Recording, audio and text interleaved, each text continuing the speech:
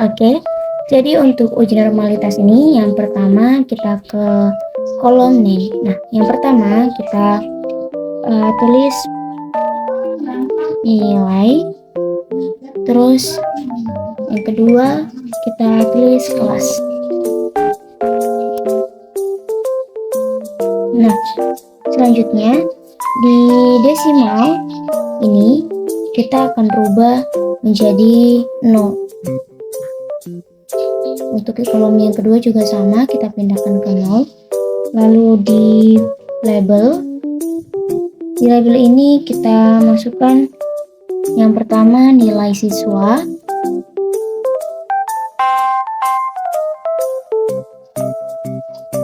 lalu yang di bawah adalah kelas.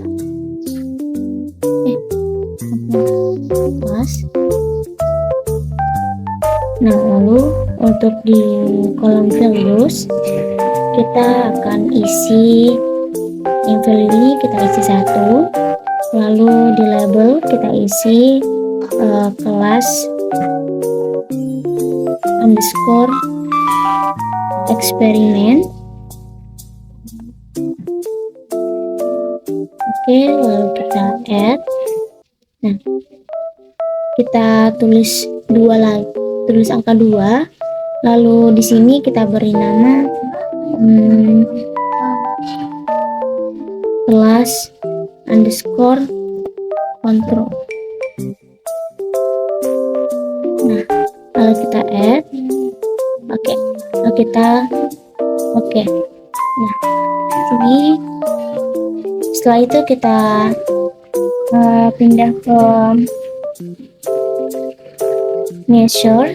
Di sini kita pilih scale. Yang kedua juga sama, scale. Oke. Lalu kita pindah ke data view. Nah, di sini sudah ada kan nilai dan kolom nilai dan kelas.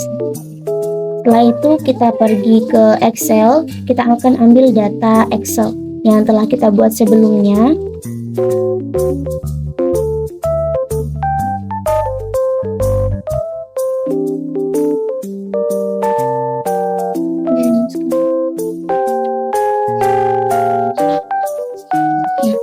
Ini adalah data Excel yang sudah saya buat sebelumnya.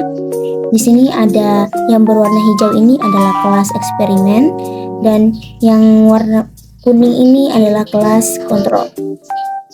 Jadi kita di sini akan ambil nilai dan kode. Nah, untuk kodenya ini kita sesuaikan. Saya menggunakan 20 orang.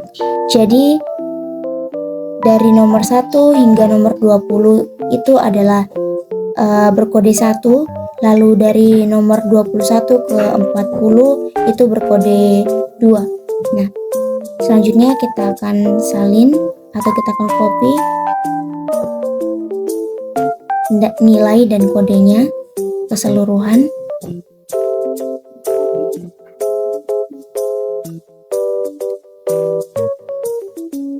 Kita Ctrl C. Lalu kita kembali lagi ke SPSS. Nah, di sini kita paste.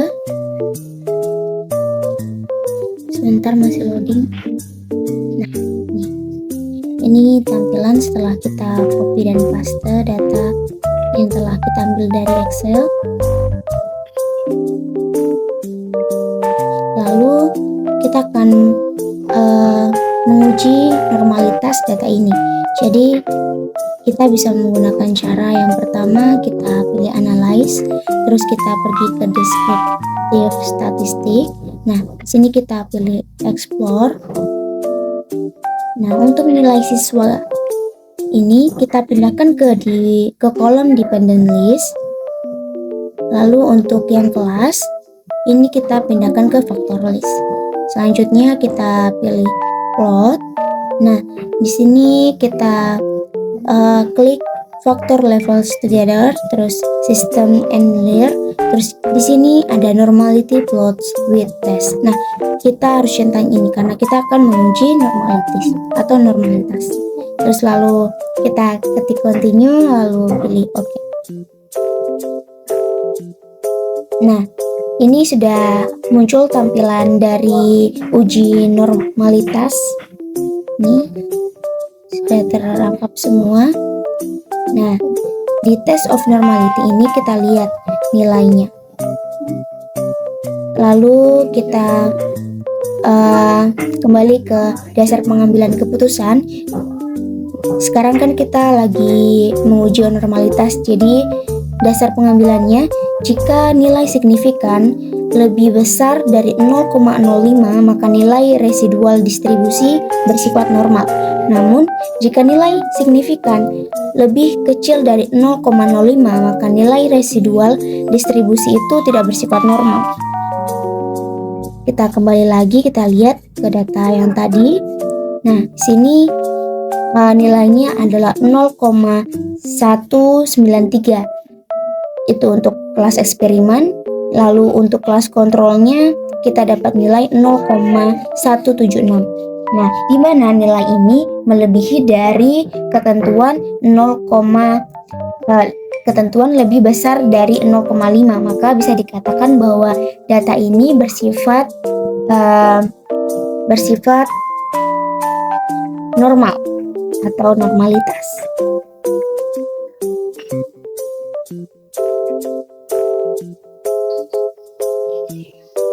Nah, tadi kan kita sudah melakukan uji normalitas. Selanjutnya, kita akan menguji data uji homogen. Nah, ini menggunakan data yang tadi, tapi kita akan analis menggunakan compare means. Di sini kita pilih one way. Sini kita pilih one way ANOVA. Nah, untuk nilai siswa, nilai ini kita pindahkan ke dependent list juga. Lalu untuk kelas kita pindahkan ke faktor. Lalu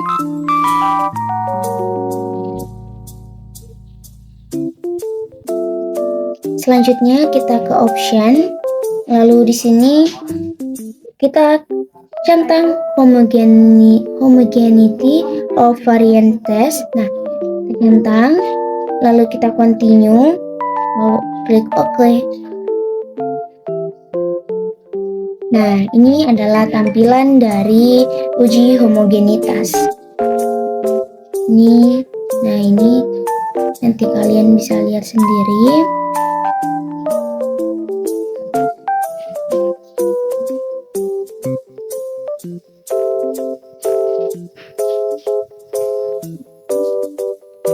Kita lihat uji homogenitasnya.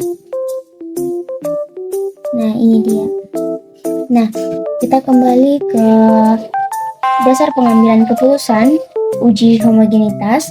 Di sini dikatakan jika nilai signifikan lebih besar dari 0,05 maka data tersebut adalah homogen. Namun kebalikannya, jika nilai signifikan namun kurang dari 0,5 maka data tersebut adalah homogen. Kita lihat lagi ke data SPSS yang tadi. Nah, di sini kita bisa lihat bahwa nilainya itu adalah 0,053, yang dimana dia melebihi dari 0,05. Jadi, data ini bisa dikatakan data yang bersifat homogen. Nah, di sini kita juga bisa lihat nilai siswa yang pada kolom pertama. Di sini nilainya adalah 0,150. Jadi, bisa dikatakan juga bahwa data ini memang bersifat homogen.